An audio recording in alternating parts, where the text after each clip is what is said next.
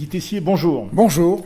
Alors Guy Tessier, vous êtes député de la 6e circonscription des Bouches-du-Rhône, vice-président de la métropole. Vous êtes aussi vice-président du groupe d'amitié France-Arménie de l'Assemblée nationale et, disons-le, le père de cette quinzaine arménienne, la plus ancienne manifestation culturelle liée à l'Arménie d'une mairie de secteur de Marseille.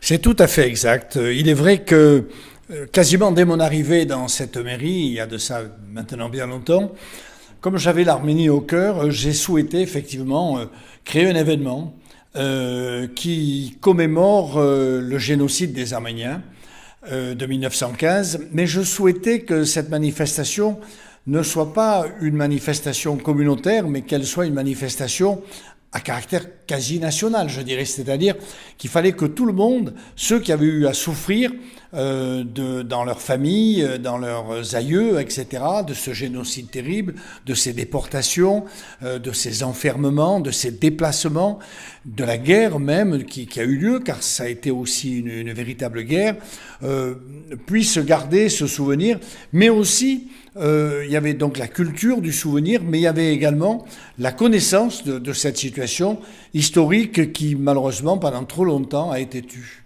Alors j'ai oublié de dire, mais je le rappelle toujours avec beaucoup de plaisir, que vous êtes devenu persona non grata en Azerbaïdjan depuis que vous vous êtes rendu en République d'Artsakh, on dit l'Artsakh maintenant. Rappelons aussi que vous avez été en 2016, cher Guy Tessier, l'un des 30 parlementaires signataires d'une pétition qui appelait la France à prendre une initiative forte pour la paix au Karabakh. Oui, c'est tout à fait exact. Je dois dire qu'à l'occasion de mes pérégrinations entre Marseille et Yerevan, l'occasion m'a été donnée de me rendre à plusieurs reprises en Artsakh et j'ai pu découvrir d'une manière irréversible, incontestable, combien l'Artsakh était une terre arménienne. Et donc, pour s'en persuader, il n'est qu'à regardez la présence chrétienne d'anciens couvents, de chapelles, d'églises qui sont là depuis bien longtemps et qui témoignent de la présence chrétienne et donc arménienne dans cette région qui, rappelons-le, est une enclave, puisque l'Artsakh constitue une enclave à l'intérieur de l'Azerbaïdjan. Et si l'Azerbaïdjan a pris le contrôle de cette enclave pendant, hélas, trop longtemps, à la suite de la dictature de Staline, c'est tout simplement à cause d'un dictateur fou qui avait décidé de remembrer des États et d'en faire ce qu'ils sont devenus. Alors dans votre agenda, Guy Tessier, un déplacement en Arménie est déjà programmé avec le groupe d'amitié France-Arménie de l'Assemblée nationale et vos collègues parlementaires. C'est tout à fait exact. Je dois me rendre en juin. Je risque d'y aller même 2 fois. Enfin, c'est un risque que j'aime prendre. Vous avez des chances. Oui. Donc, en juin avec le groupe d'amitié France-Arménie. Oui.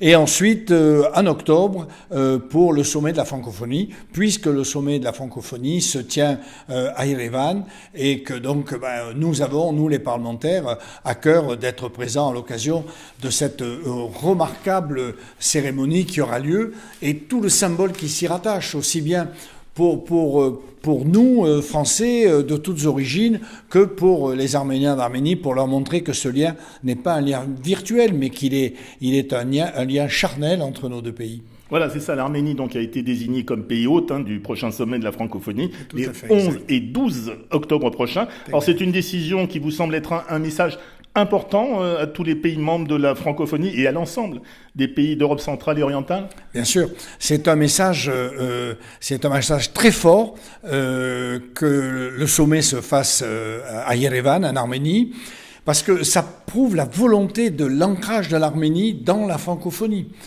Beaucoup d'autres pays défendent avec des ardeurs plus ou moins importantes. Il y a 2 pays leaders, reconnaissons-le, qui sont le Québec, bien sûr, qui pied à pied tous les jours lutte pour garder notre belle langue comme langue. Et puis un autre pays, le Sénégal. Mais il faut dire qu'Abdou Diouf, l'ancien président de la francophonie, avait beaucoup œuvré dans ce sens.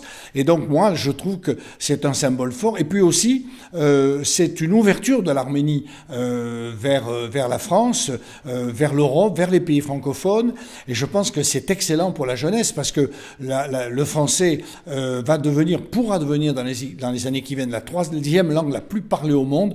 Donc je pense qu'en faisant cela, l'Arménie fait un bon choix. Alors il faut également souligner que la commission politique de l'Assemblée parlementaire de la francophonie a adopté il y a quelques jours une déclaration sur le conflit du Karabakh en réaffirmant le plein soutien aux efforts des coprésidents du groupe de Minsk de l'OSCE, l'Organisation pour la sécurité et la coopération en Europe, en vue du règlement pacifique du conflit du Haut-Karabakh. Oui, c'est quelque chose qui revient, c'est un peu une antienne, qui revient très souvent parce que très manifestement l'Arménie évidemment est présente au contour de ses frontières et souhaite vivre en paix à l'intérieur de ses frontières, mais en face, l'Azerbaïdjan ne désarme pas, au contraire, s'arme, je dirais, dangereusement, et donc il faut arriver à appliquer ces accords de Minsk et sortir de ces positions gelées qui mettent l'Artsakh dans une situation très inconfortable, très difficile, malgré tous les efforts qui sont consentis à la fois par le gouvernement de l'Artsakh, par toute la diaspora qui aide beaucoup, par l'Arménie bien évidemment, pour que cette république devienne souveraine. Alors aujourd'hui, Guy Tessier, vous êtes également président du groupe d'amitié France-États-Unis, avec son Excellence Madame l'ambassadeur des États-Unis en France, Jamie D. McCourt, et vos collègues parlementaires. Vous allez œuvrer donc afin de renforcer les liens entre la France et les USA ? Ouais, bien sûr, c'est le rôle d'un groupe d'amitié, c'est pour montrer l'amitié d'un pays qu'un pays a envers l'autre, et ça existe dans les deux sens. Il y a des groupes aussi d'amitié, enfin il y a un groupe France, oui. États-Unis-France, bien sûr. Et donc, oui, c'est mieux se connaître, mieux se comparer, dire ce qu'il y a de bon dans l'un et essayer de le faire adopter dans l'autre, et réciproquement. Voilà, c'est recevoir des jeunes étudiants, c'est débattre sur les problèmes économiques, culturels, et d'ailleurs ce sont des axes que nous avons préétablis pour pouvoir en débattre, et notamment par exemple le système scolaire et universitaire aux États-Unis par rapport au nôtre, pour voir ce qui peut être bon éventuellement de reprendre chez nous ou pas. Hein. Alors vous souhaitez aussi pouvoir comparer les expériences respectives des deux pays dans de nombreux domaines, vous venez de le dire, mais notamment dans le domaine de la lutte contre le terrorisme. Bien entendu, les États-Unis ont été terriblement touchés. On ne peut pas avoir oublié les attentats du 11 septembre, mais ils continuent d'une manière épisodique à connaître tristement des attentats. Et donc, je pense que nous avons en commun avec ce grand pays le même souci de vouloir voir vivre nos nations en paix.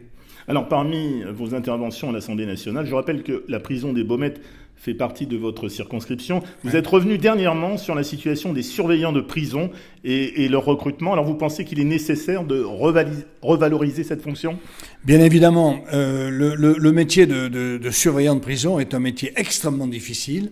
Avec l'affaissement de l'autorité que l'on retrouve partout dans notre pays, ils ne sont pas les seuls à en souffrir. Tous les fonctionnaires d'autorité éprouvent les mêmes difficultés, mais il est vrai que la prison, notamment avec le phénomène du terrorisme, s'est considérablement dégradée, et je vous assure, moi qui rencontre très souvent ces hommes et ces femmes, je dois vous dire qu'ils méritent notre respect, notre considération, car ils sont indispensables à la nation, et donc je pense qu'il faut leur donner à la fois les moyens de pouvoir réagir dans des situations de crise, leur conférer davantage d'autorité pour qu'ils soient davantage respectés, et enfin je pense aussi qu'il faut revaloriser la fonction d'une manière financière, pécuniaire, pour attirer davantage de gens dans cette vocation qui méritent d'être soutenus, sans quoi on aura de grandes difficultés, car dans la fonction publique, et notamment la fonction d'État, dans les fonctionnaires d'État,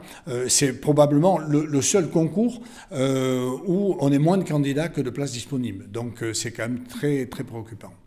Allez, revenons pour cette dernière question à votre quinzaine arménienne, qui fête donc ses 18 ans cette année. Elle atteint donc sa majorité. Ouais. Oui, alors, qu'est-ce qu'on peut lui souhaiter à cette quinzaine arménienne pour les années à venir, Guy Tessier ? Écoutez, de souffler encore de très nombreuses bougies pour ne pas oublier. Et c'est notre rôle d'entretenir cette flamme qui est la flamme de l'espoir, qui est la flamme de la liberté et aussi celle de l'amitié. Merci de nous avoir reçus, Guy Tessier. À très bientôt. Merci.